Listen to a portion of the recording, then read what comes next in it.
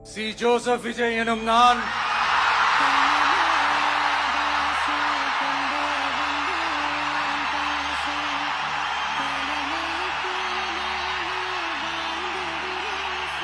சட்டப்படி அமைக்கப்பெற்ற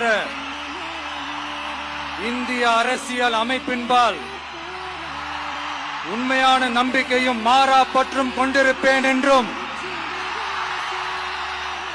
இந்திய நாட்டின் ஒப்பில்லாத முழு முதல் ஆட்சியையும் ஒருமையையும் நிலை நிறுத்துவேன் என்றும்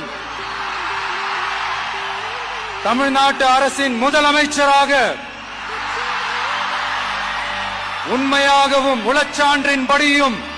என் கடமைகளை நிறைவேற்றுவேன் என்றும் அரசியல் அமைப்பிற்கும் சட்டத்திற்கும் இணங்க அச்சமும் ஒருதலை சார்பும் இன்றி விருப்பு வெறுப்பை விலக்கி பலதரப்பட்ட மக்கள் அனைவருக்கும் நேர்மையானதை செய்வேன் என்றும் ஆண்டவன் மீது ஆணையிட்டு